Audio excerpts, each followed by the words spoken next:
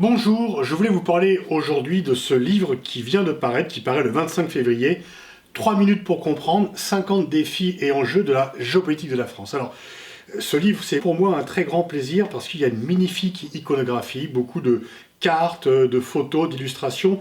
Et en fait, le mérite en revient à l'éditrice Sofia Tazi-Sadek qui a vraiment fait une recherche iconographique formidable, je la remercie. Et Guy Trédaniel, qui est l'éditeur, qui a fait cette très belle collection qui marche très bien parce qu'elle est vraiment très claire, très accessible. Donc j'ai parlé de la France. J'ai parlé de la France, alors le défi, bon, il y a déjà beaucoup de choses qui ont été faites sur la géopolitique de la France.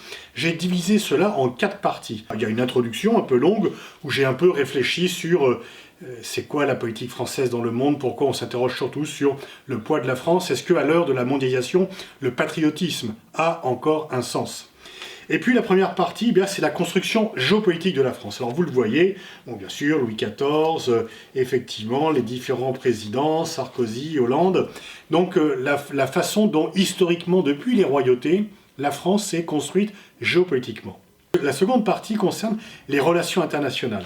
Les relations que la France a avec l'Union européenne, que la France a avec l'Allemagne, avec les États-Unis, le Royaume-Uni, etc., etc. Donc vous voyez à chaque fois, effectivement, des photos qui ont été retrouvées par Sofia, une fois encore, merci à elle. Et donc comment la France déploie sa diplomatie avec ses différents partenaires et rivaux. La troisième partie, elle concerne le hard power, la puissance dure. Vous connaissez tous cette distinction.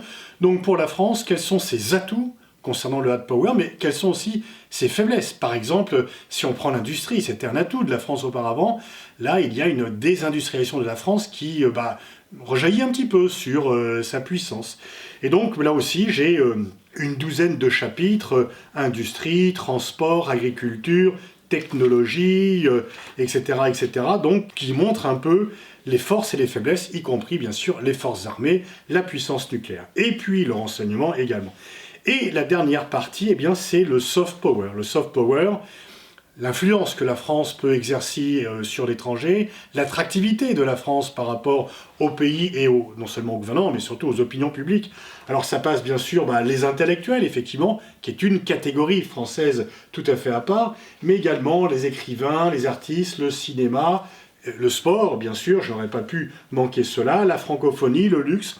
Bref, plusieurs chapitres sur le soft power. À chaque fois, j'ai essayé de voir un peu en quoi la France avait des atouts indéniables. Il ne s'agit pas de se contenter de faire de l'autoflagellation, mais en même temps aussi de faire un peu d'alerte sur les faiblesses. Et donc, à chaque fois, c'est cette collection qui est très accessible. Vous voyez, là je prends l'exemple du cinéma, un résumé en 3 secondes, précision en 30 secondes, information, des repères et une colonne centrale avec à chaque fois une citation. J'ai essayé de trouver une citation qui dénote un peu. Voilà, je suis vraiment très content de ce livre parce qu'une fois encore, il est agréable à manier, agréable à consulter, on peut l'avoir et le feuilleter avec grand plaisir. Donc merci à Guy Trédaniel, le patron du Courrier du Livre, merci à Sofia Tazi-Sadek qui m'ont permis de publier ces 3 minutes pour comprendre la géopolitique de la France.